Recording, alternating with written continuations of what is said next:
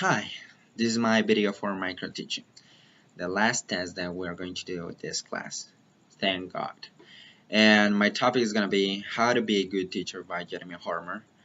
And after reading the whole text, I find out that being a teacher is not something so easy as I thought, but we gotta try. And after seeing that there's people that has been researching and the facts or the things that we need to do so that our classes are worth it for their students or for our students gives me certain confidence.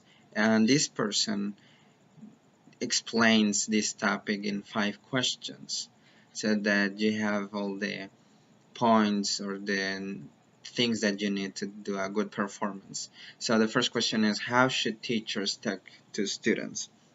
And basically what we need is rough tone. What is rough tone? Well, is the ability to use the language in a way that your students understand what you're saying. Basically is lower your level of proficiency in one that your students are more adapted or used to. And this led us to the second question, which is how should teachers give instructions? And you need 2 factors here. The first one is that they need to be simple, and the second one is that they need to be logical according to the lesson or the things that you're teaching. And simple, because that way they won't have troubles to do the activities or whatever you need to make them do in class, and they don't get lost. The third question is, who should talk in class? Most of the time people think that the teacher is the one that had to talk or speak throughout the lesson all the time, but actually it's the opposite of this. The students are the ones that need to speak a lot or practice a lot.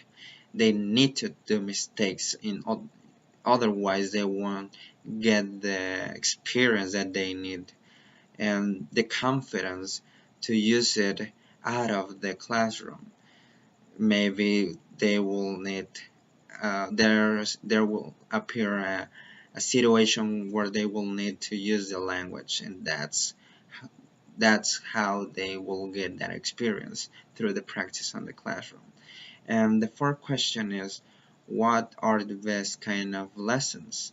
And there's a quote that I use, and it says that the best lessons are the ones that have a mixture of surprise and curiosity.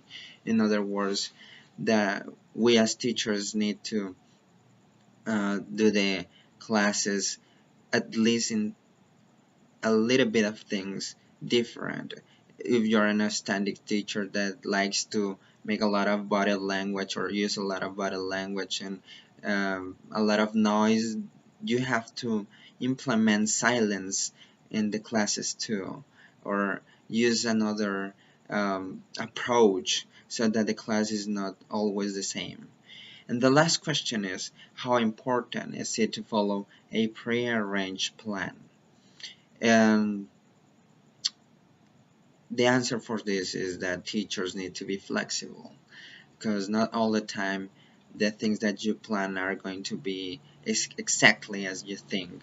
There will be some time that the situation will need to cut some things or change them or um, adapting the activities depending on what your students are, how your students are working or performing. And as a conclusion, I would say that as teachers we need a lot of personality to do this and a lot of passion. Otherwise, you won't enjoy what you do. And this is all for my presentation. Hopefully, it's worth the time. Thank you.